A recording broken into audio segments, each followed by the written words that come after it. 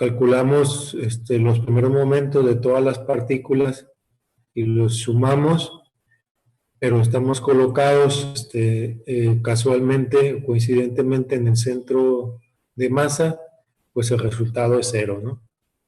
Porque pues aquí tenemos precisamente la integral que nos daría masa por el vector de ubicación del centro de masa y se cancelaría con este, nos da 0. Y luego vimos el tensor de inercia, que hay que distinguirlo de lo que es la inercia. La inercia es un escalar, el tensor es una matriz, pero el tensor no sirve para calcular la inercia, nada más que hay que hacerlo pasar por este cálculo, ¿no? O sea, multiplicarlo por un vector unitario antes y después. Antes ese vector unitario transpuesto porque se considera que es vector columna, y ese vector unitario pues debe estar alineado con el eje de rotación sobre el cual se pretende investigar la inercia.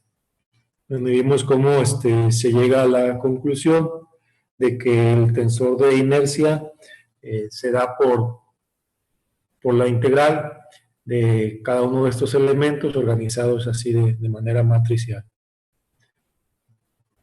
Y entonces nos serviría para calcular la inercia alrededor de cualquier eje en dirección U o en otra dirección, ¿verdad? Siempre y cuando estemos hablando de ejes que pasan por el mismo origen. ¿Sí? O sea, el eje que corresponde a U, el eje que corresponde a V, y también el sistema de coordenadas con el cual se hicieron estas mediciones, tendría que ser tendrían que tener el mismo origen. Vimos el teorema de ejes paralelos. Cuando ya tenemos calculadas las inercias, ¿sí?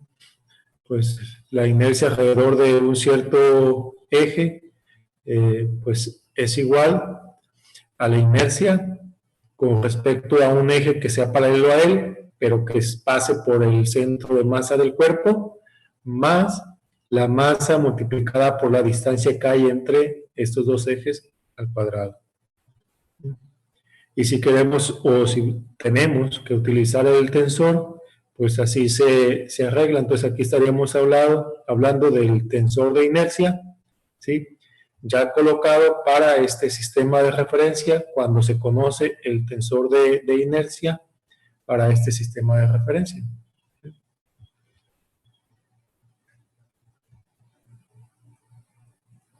El teorema de ejes perpendiculares, ¿no?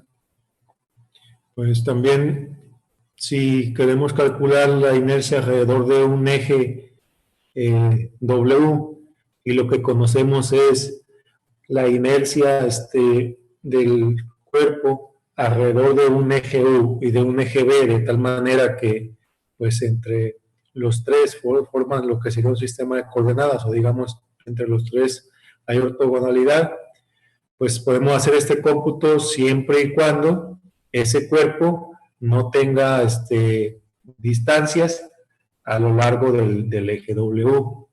Si nos cambiamos a X, Y, Z, pues sería esto, ¿no? Y con esta representación. Digamos como que estas distancias aquí, pues si son muy, muy pequeñas, pues prácticamente no afectan. Las distancias al eje Z, de donde quiera que te pongas aquí en la periferia, son prácticamente las mismas y este espesor es despreciable, ¿verdad? Y ya si no es despreciable, pues ya el asunto cambia, ¿no? ¿Sí? Pero esto sirve porque entonces podríamos ver pues esta superficie como un diferencial y la que sigue como otro diferencial y la que sigue como otro diferencial. Para esta superficie de arriba es completamente aplicable el teorema, para las de abajo no, pero resulta que están paralelas, entonces se combina con el teorema de ejes paralelos y se puede conseguir la inercia completa. Y ya vemos cómo lo muestran en un ejemplo en el libro. Momentos principales de inercia, cuando resulta que en el tensor, pues nada más hay elementos diferentes de cero en las diagonal, es decir, los productos de inercia son cero, y eso refleja que pues, al menos con respecto a dos de los planos que forman el sistema de coordenadas, hay simetría, es decir, los productos XY, los productos YZ, los productos XZ, digamos, la mitad dan positivo, la mitad dan negativo y se cancelan entre sí, ¿no? Con las magnitudes correspondientes. La formulación de Euler-Lagrange para construir un modelo dinámico, también ya vimos cuál es el formato, el lagrangiano, energía cinética menos energía potencial, y cada uno de los fuerzas o torques tiene que ser calculado así como se ve. Derivamos el lagrangiano con respecto a la derivada de la variable correspondiente, y luego a eso lo derivamos con respecto al tiempo, y le restamos la derivada del lagrangiano con respecto a la variable correspondiente. Y necesitamos energía cinética, la energía cinética de cada cuerpo. Aquí es donde ya participa la contribución de Euler, que dice, bueno, pues el movimiento de un cuerpo puede ser expresado como el movimiento de su centro de masa, ¿verdad? Como traslación más la rotación que tenga alrededor de su centro de masa. Y aquí empezaríamos, digamos, con lo nuevo, ¿no? Entonces, esto es el equivalente a cuando trabajamos de manera escalar a un medio de la masa por la velocidad al cuadrado. Aquí está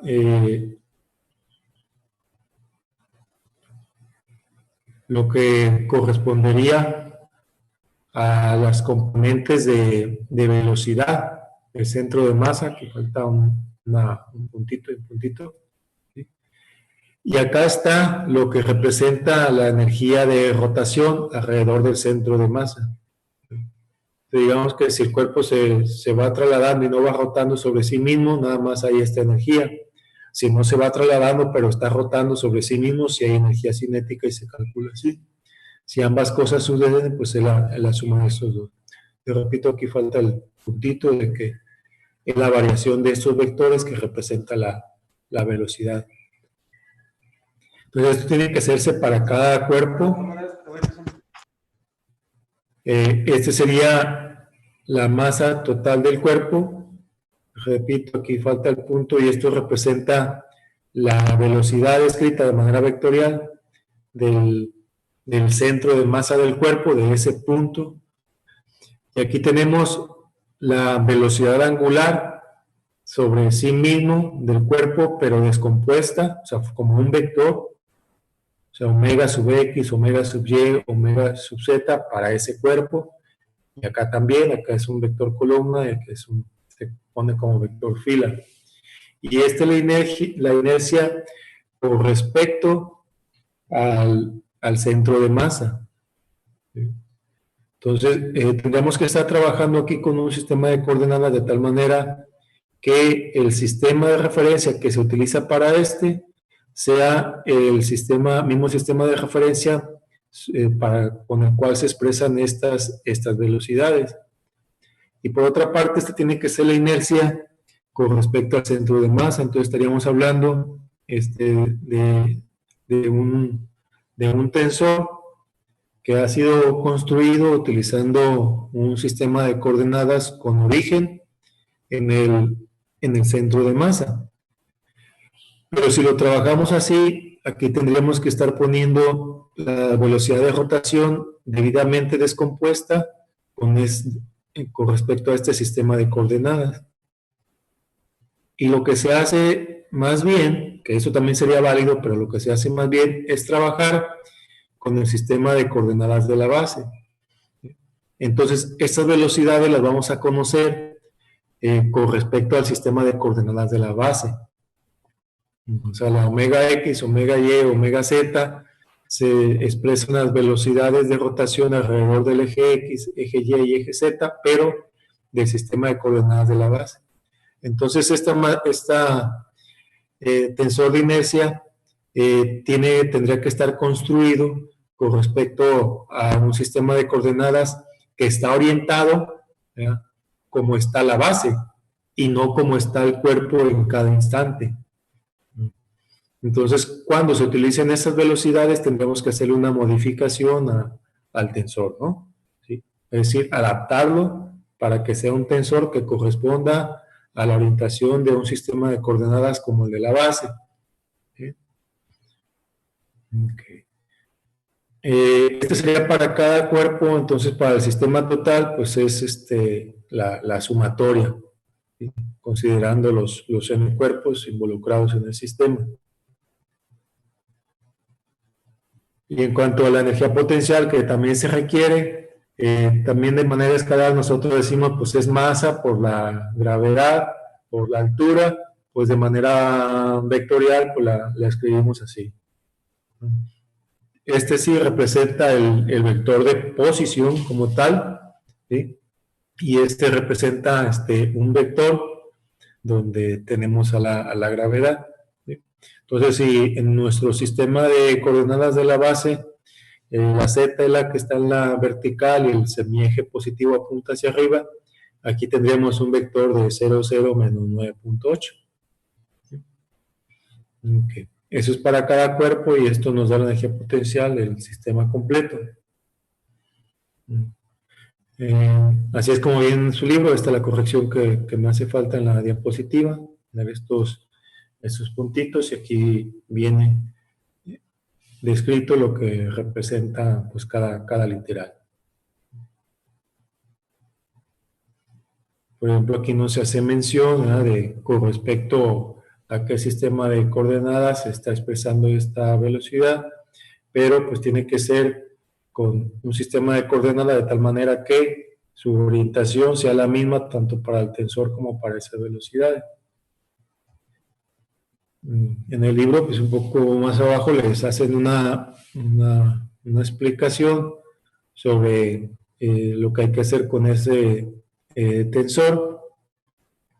Y bueno, aquí lo que estaríamos viendo es que tengo el tensor construido con respecto a un sistema de coordenadas de la base, del centro de masa, pero quiero conocer la inercia con respecto a un sistema de coordenadas orientado como el que es fijo.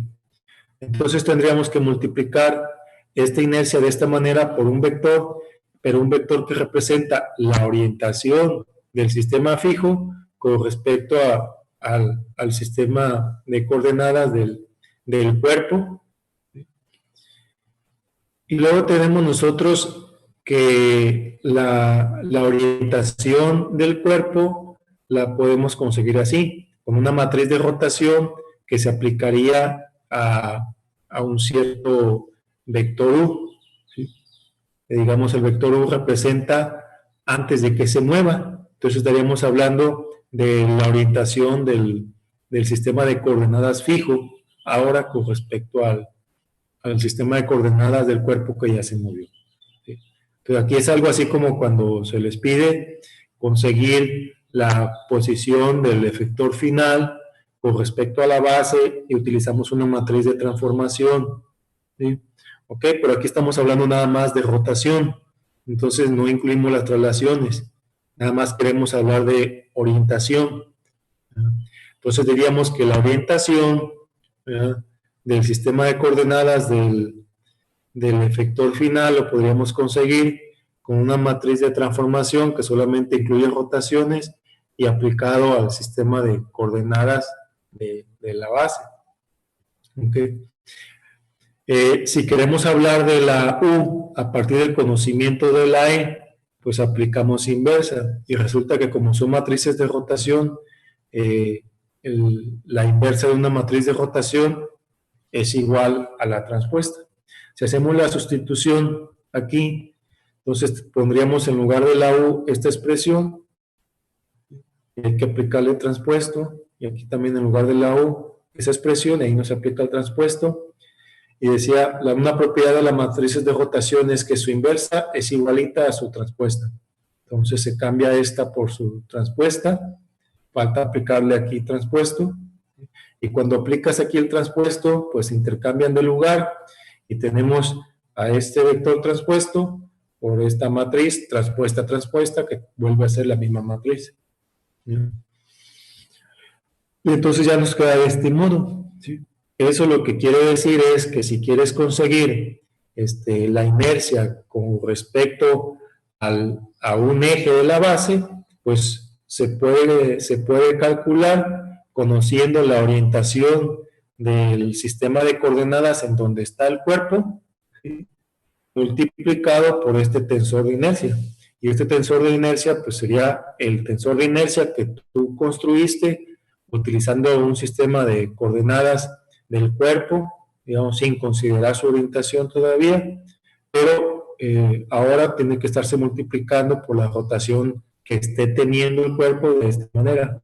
Entonces yo estoy utilizando aquí las R's, corresponden a las Q que están acá. ¿Sí? Okay.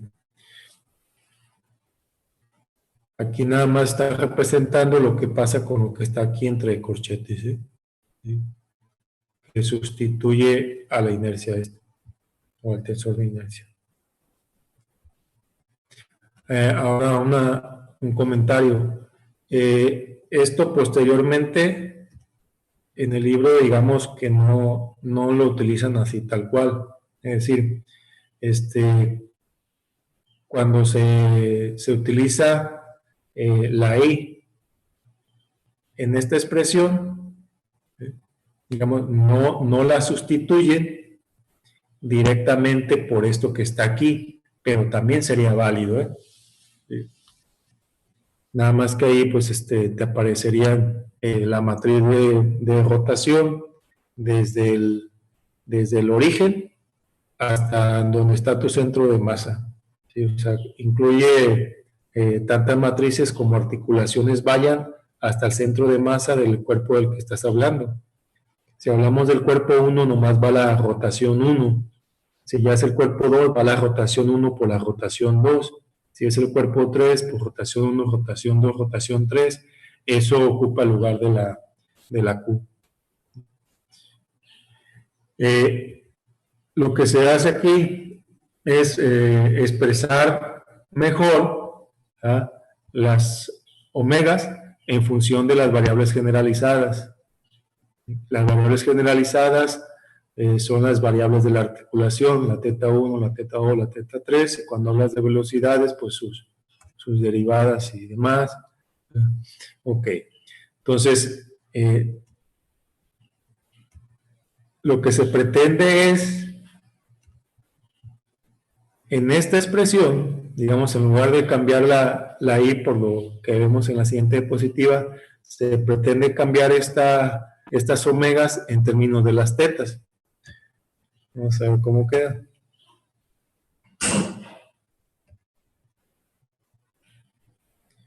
Bien, ¿cómo calcularíamos omega 1 o omega sub 1? ¿Sí? Bueno, pues esta está provocada por la rotación de la primera articulación, ¿sí? La derivada de teta 1. ¿Verdad? Pero, pues la primera articulación, pues pudiera no tener la orientación de la base. Entonces tendríamos que multiplicar, ¿sí?, esa velocidad por un vector unitario que corresponde a la orientación del sistema de coordenadas de la base con respecto, perdón, del cuerpo 1 con respecto, de la articulación 1 con respecto a la base. ¿Sí? Entonces sería como si esta velocidad pudiera descomponerse. ¿No? Si este es un vector que tiene un 1, 0, 0, pues queda toda esta velocidad angular en la componente X. Si tiene un vector aquí 0, 1, 0, pues queda toda la velocidad en Y. Si tiene un vector 0, 0, 1, pues queda toda esa velocidad en la Z. ¿Sí? Ahora, no obligadamente, pero lo que más comúnmente se hace, ¿no? ¿Sí? Que corresponda a una velocidad angular con respecto a uno de los ejes de la base. ¿Sí? Por ejemplo, el eje Z. Entonces, este vector es el 0, 0, 1, porque el vector con respecto al cual rota la primera articulación, ¿verdad?, coincide con el eje Z de la base. ¿No? pero en lo general, pues, pudiera ser aquí una descomposición, ¿verdad?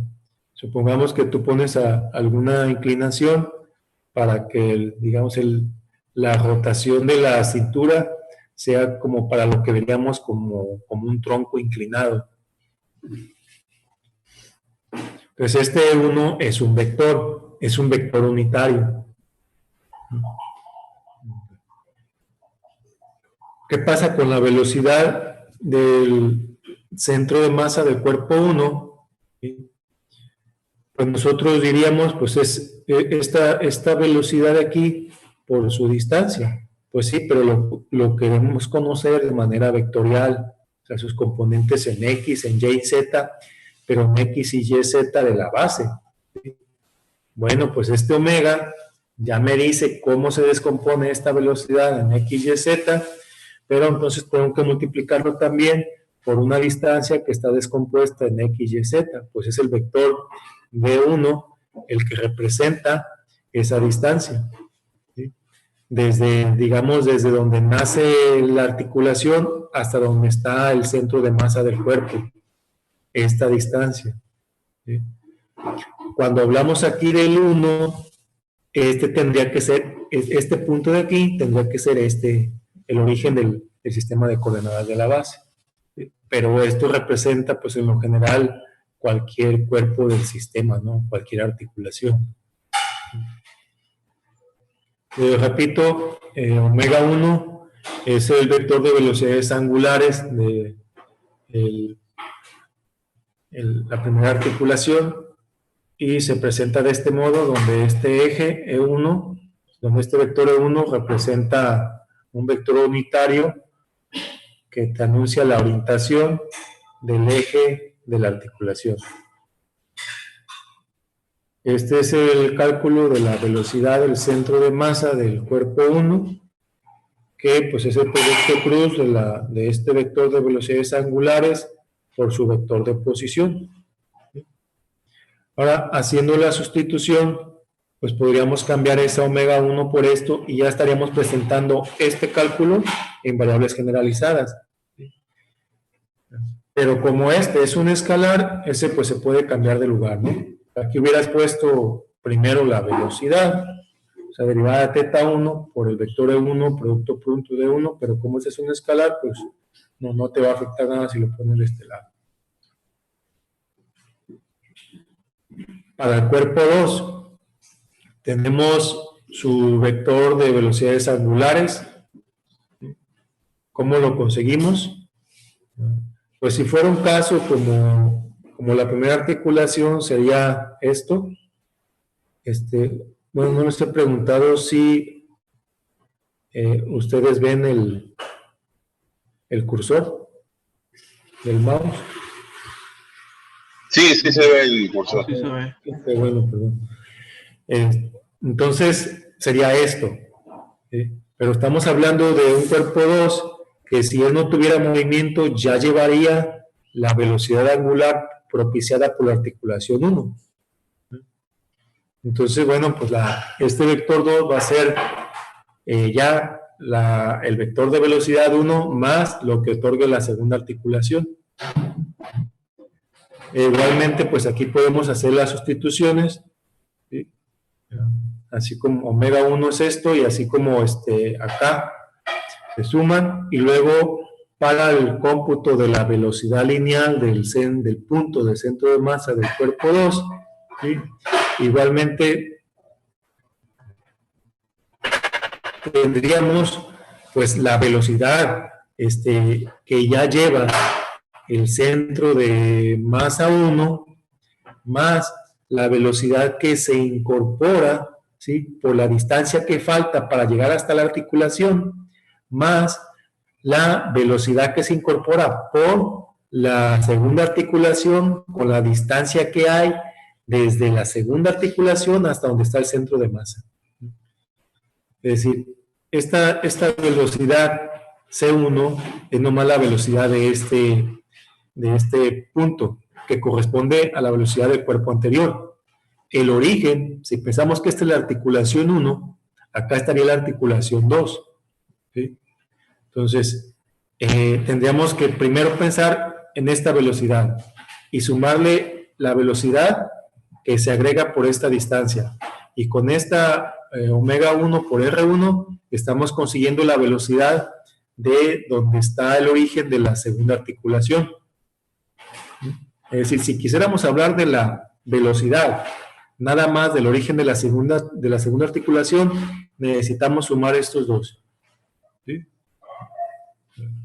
Pero luego pues resulta que el centro de masa no está en el origen, sino que tiene alguna distancia y luego está rotando alrededor de ese origen, que es el origen de la segunda articulación, con otra velocidad. Ahí es ya la omega 2, ¿no? Entonces, resumo.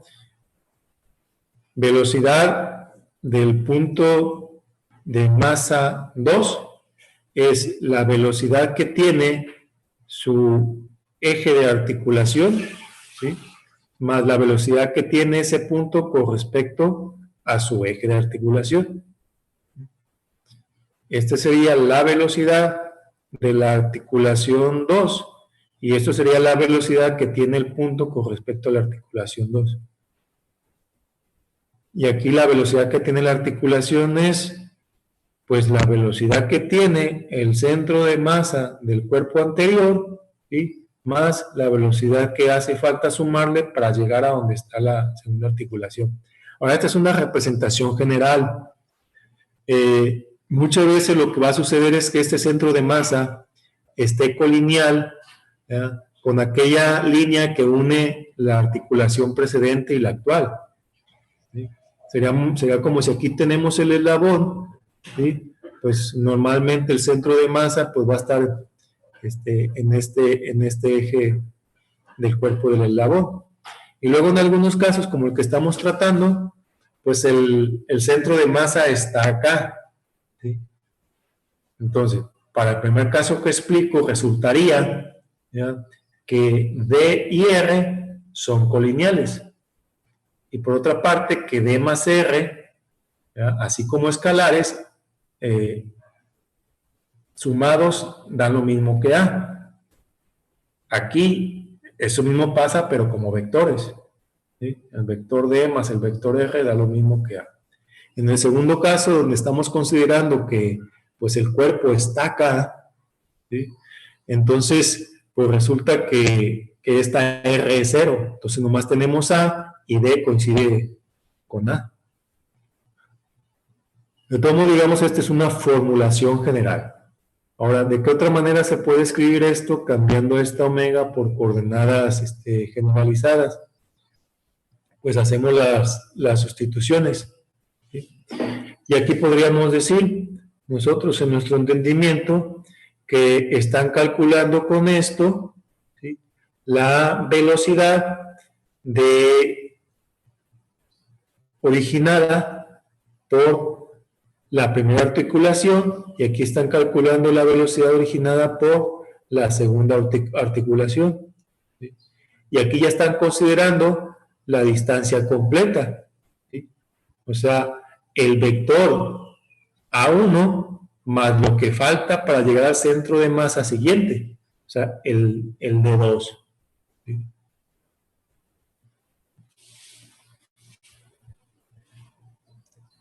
Y aquí pues el D2 es nada más lo que está desde el origen de la segunda articulación hasta donde está el centro de masa 2. Ok, y así de manera sucesiva, ¿sí?, hasta llegar al enésimo cuerpo.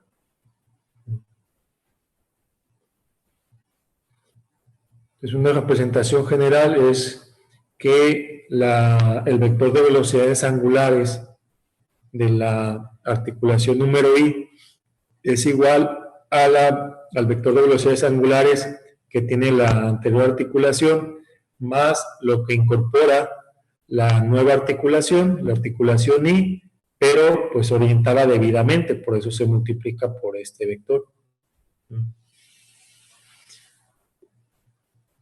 Y luego, esta omega, pues resultaría así como una suma, ¿no?, de la orientación de la primera articulación por la velocidad de la variable de articulación 1 más el vector que representa la orientación de la segunda articulación por su velocidad local, y sucesivamente.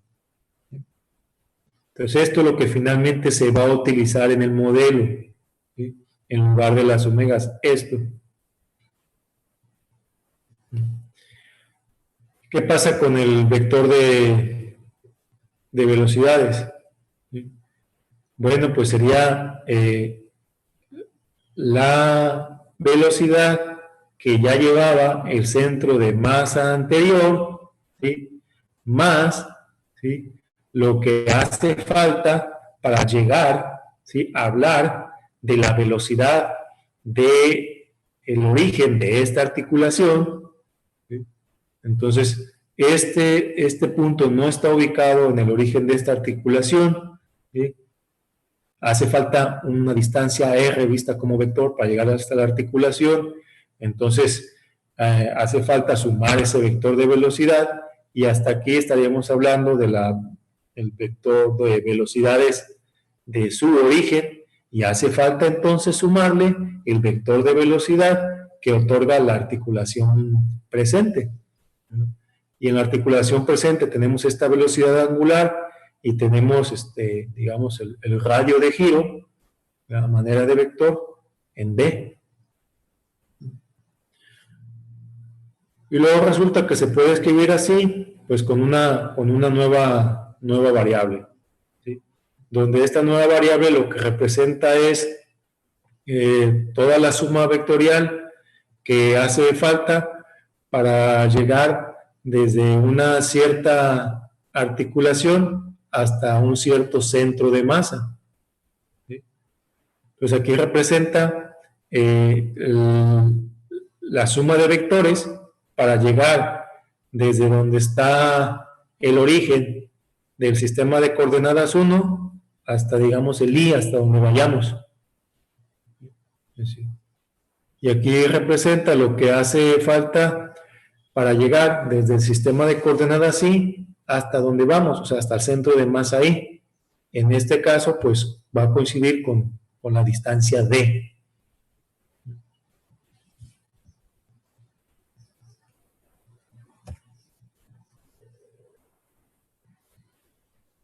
Ok.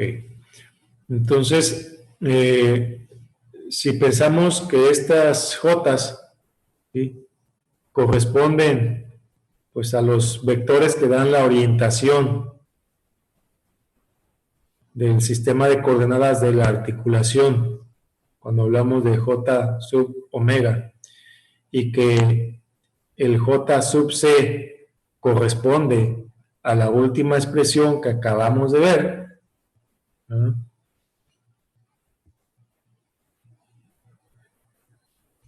Entonces vamos a poder escribir esas últimas expresiones en términos de las J, ¿no? Es decir, este es omega I, ¿sí? Y bueno, pues aquí podemos presentar esto como una multiplicación de vectores, ¿sí? Profe, la sesión está a punto de acabar. Ok, que a su vez esos vectores tienen multiplicación de matrices. Aquí sería con una multiplicación matriz-vector, y en el vector, en la matriz tendríamos a los vectores E y E2 hasta el EI, y en la matriz y en el vector tendríamos las velocidades, derivada de θ1, θ2, θ3 hasta θi. Y eso es lo que está aquí.